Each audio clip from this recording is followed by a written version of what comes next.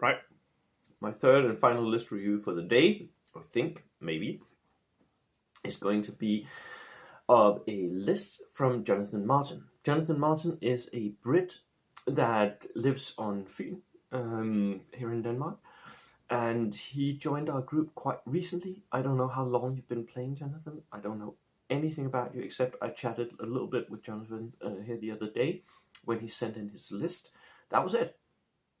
So, but I can already see that he is going for the award for most thematic player, because when you open Jonathan's list, the first thing that greets you is a picture of Dad's Army, like the TV series.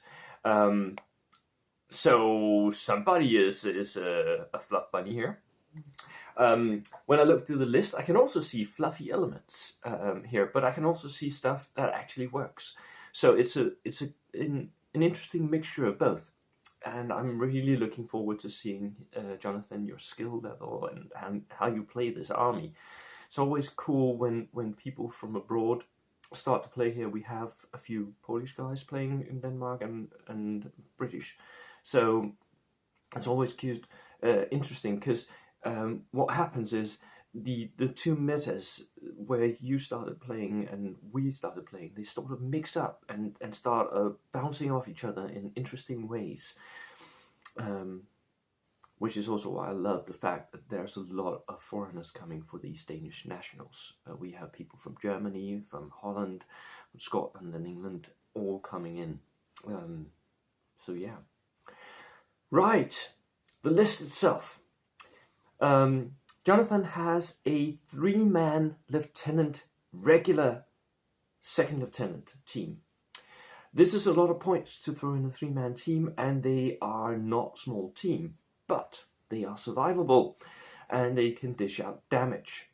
He's given them rifles, which means that I'm guessing that he wants them to stay a little bit in his back line. And then you need those extra shots as well. And if you have them in your back line, there will be some scenarios where there is preparatory bombardment, and having a 3-man team actually makes them a lot better when there's preparatory bombardment, because the team can't die. So you can safely put them on the field of battle. You might lose 1 man, but the team will not die. Interesting point. I learned that from Achilles in Spain. Then he has a forward artillery observer with an extra man. That's the free observer, pretty standard. And then he has rifle sections, 10 men rifle sections, and he's chosen the rapid fire special rule, which means that he can for each 3 men in his squads, he can shoot an extra rifle, which means that each of these rifle squads are shooting 13 shots. This is a good point, and he can even lose 1 man and still shoot 13 shots. So this is a good combo. It's not one that I often use, mostly because I don't run regular rifle squads in my competitive lists that often, but I do in my non-competitive lists. I just brought a list to Italy where I played, and I had a lot of rifle squads, very similar to these, and they work really, really well, surprisingly well. 10 man, it's a lot of shots, right? And they're beefy enough, they're large enough that you can survive most things. I like it. He has 1, 2, 3 sections of these rifles. Really good. Then again, he is running some infantry support units. Some of them fluffy, some of them good. He has an anti-tank rifle. Good point when you're facing off against tank platoons. A medium mortar with spotter, regular. Fan favorite here in Denmark. I don't know if you know this, but everyone brings them. Everyone who's not bringing like a very mobile army brings a medium mortar with a spotter. It just happens automatically. It's an auto-include, more or less, in Denmark. Then we have the fluffy thing, an MMG team. 3-man, fixed weapon. They're not very good, but they're there. They're an extra dice, and they can like sort of be on ambush. shut down a corridor, a lane of approach.